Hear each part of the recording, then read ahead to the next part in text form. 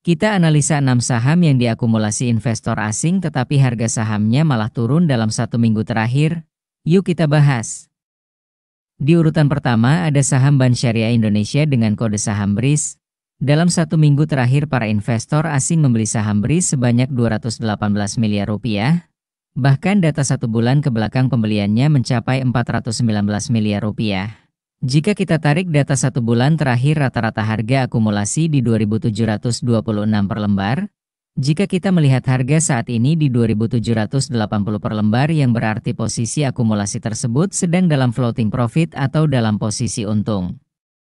Fase awal kenaikan harga saham BRIS terjadi di akhir tahun 2022, yang mana jika Sobat Invest lihat garis ungu merupakan foreign flow indikator memiliki korelasi yang cukup tinggi dengan kenaikan harga saham BRIS. Kita lihat koreksi yang terjadi di bulan April 2025, yang mana menyentuh area swing low terakhir saham BRIS tetapi setelah itu rebound kembali ke area harga atas. Karena dengan dana akumulasi investor asing mencapai di atas 2 triliun rupiah. Tentu jika asing akan menjual sahamnya tidak dalam sekali pergerakan jual terus, yang berarti dapat diasumsikan kemungkinan akan ada area pantulan atau rebound selanjutnya. Walaupun harga sahamnya saat ini masih membentuk lower low terus yang berarti downtrend jangka pendek belum tentu downtrend jangka panjang. Dari segi laba bersih kuartal ke-1 tahun 2025 terlihat saham BRIS masih menunjukkan growth. Tetapi secara persentase growth mulai menunjukkan pertumbuhan yang menipis di kuartal 1. Dari segi dividen saham BRIS sangat kecil, yieldnya hanya di bawah 1% itu karena payout rasio dividen yang dibagikan hanya 10% sampai 15% saja. Menariknya karena saham ini merupakan saham BUMN bisa jadi potensi payout rasio dividen akan meningkat di tahun selanjutnya mengikuti saham perbankan lainnya seperti Bank BRI, Bank Mandiri dan Bank BNI. Yang berarti ada kemungkinan dividen payout rasio meningkat dan ada potensi dividen yield saham BRIS meningkat di tahun-tahun selanjutnya. Min persingkat aja pembahasannya. Oke. Kedua ada saham Indosat dengan kode saham ISAT. Net buy investor asing 1 minggu sebesar 38 miliar rupiah dan net pembelian 1 bulan terakhir nilainya 160 miliar rupiah. Jika kita tarik data awal akumulasi dalam 2 bulan terakhir, terlihat ada perlawanan pembeli maupun penjual antara sesama investor asing.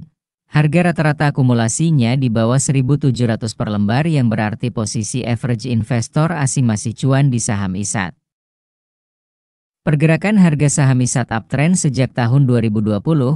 Saat ini harga sahamnya mulai menunjukkan perubahan ke arah downtrend.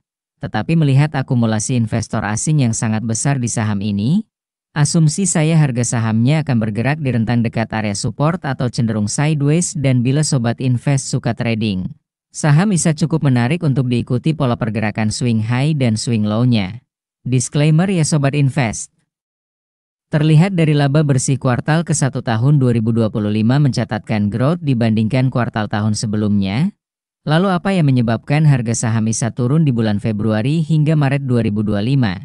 Sobat Invest lihat laba bersih kuartal keempat tahun 2024 yang mana turun drastis dibandingkan tahun sebelumnya. Dari segi dividen yield saham ini kisaran 2,5% sampai dengan 3,5% per tahun. Selanjutnya ada saham XCL atau Xmart Telekom Sejahtera. XCL telah berhasil melaksanakan aksi korporasi merger dengan saham Smartfren atau saham Fren. Jadi sekarang ini saham Fren sudah resmi delisting dan sahamnya dialihkan menjadi saham XCL dengan kriteria penyesuaian harga dan jumlah lotnya. Data akumulasi 1 minggu terakhir asing net buy 38 miliar dan data 1 bulannya asing net bu 68 miliar rupiah. Jika ditarik 1 tahun terakhir rata-rata pembeliannya di harga 2.250 per lembar saham. Secara weekly chart harga saham XCL downtrend sejak tahun 2014 sampai dengan saat ini, tetapi di sini terlihat mulai ada perubahan karakter pasca crash tahun 2020, yang mana sebelumnya membentuk pola konsisten lower low. Dan saat ini harga sahamnya mulai melandai atau membuat rentang harga sideways disertai akumulasi investor asing. Walaupun akumulasi ini bisa dibilang sifatnya berupa akumulasi menjelang aksi korporasi, maka harga sahamnya terlihat dijaga di rentang harga situ-situ saja. Kinerja laba kuartal 1 tahun 2025 mengalami penurunan dibandingkan tahun sebelumnya. Dan dividen yield yang dibagikan saham XCL sekitar 1,7% sampai dengan 3,9%, dengan persentase payout ratio sekitar 68% sampai 100%. Dan saham ini telah membagikan dividennya pada 14 April 2025. Keempat, ada saham Goto atau Gojek Tokopedia. Ada isu terkait merger antara Gojek dan Grab yang cukup ramai diperbincangkan. Secara data akumulasi investor asing 1 minggu terakhir mencatatkan net buy sebesar 15 miliar dan 1 bulan terakhir sebesar 24 miliar rupiah. Akumulasi ini masih terbilang cukup kecil untuk market cap saham sebesar Goto. Tetapi jika investor asing terus konsisten mengakumulasi dengan volume pembelian yang besar, bisa jadi rencana merger akan berjalan ke tahap selanjutnya. Secara weekly chart, harga saham Goto ini downtrend parah, bahkan sempat menyentuh harga 50 per lembar saham. Kita lihat pergerakan harga daily chartnya. Akumulasi saham Goto didominasi oleh investor kategori lokal sejak bulan Oktober tahun 2024. Investor lokal di sini bukan berarti investor retail kecil. Karena jika kita melihat data 3 teratas investor domestik didominasi oleh broker KI, BB, dan AK, yang mana kode broker atau sekuritas ini biasa digunakan oleh institusi besar terutama BBAK. Saham Goto sampai dengan kuartal ke-1 tahun 2025 masih mencatatkan kinerja rugi bersih 283 miliar rupiah. Walaupun di sini terlihat rugi bersih secara Q on Q dibandingkan tahun sebelumnya terus menurun. Kelima, ada saham BBEB atau Ban Newcomers. Pada data akumulasi 1 minggu terakhir investor asing net buy sebesar 9 miliar rupiah dan 1 bulan terakhir net buy sebesar 22 miliar rupiah. Jika kita tarik data 2 bulan terakhir, harga rata-rata investor asing ada di 225 sampai 245, yang mana harga sahamnya saat ini di 260 per lembar. Maka posisi investor asing floating profit baik itu harga average 245 maupun harga average 225. Secara weekly chart memang saham ini masih dalam fase downtrend. Dan pada pola pergerakan kenaikan saat ini sempat menyentuh harga di bawah 170 per lembar, yang mana merupakan support di tahun 2020. Dari segi laba bersihnya secara mengejutkan saham BBB berhasil mencatatkan laba bersih di kuartal 1 tahun 2025. Setelah tahun-tahun sebelumnya terus merugi dari tahun ke tahun. Terakhir, ada saham Astra Agrolestari atau kode sahamnya AALI. Secara data net buy 1 minggu hanya 2,7 miliar dan dalam 1 bulan hanya 8 miliar rupiah.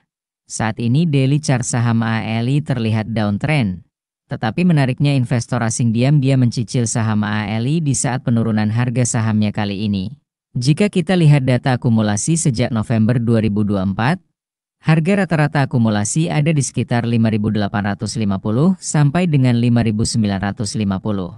Sedikit catatan, jika harga akumulasi di atas harga sahamnya saat ini, biasanya harga rata-rata akumulasi tersebut menjadi area resisten selanjutnya, karena selama harga saham masih di bawah harga average akumulasi, harganya masih cenderung akan turun karena pola pembeliannya mencicil di bawah harga average yang sudah dimiliki.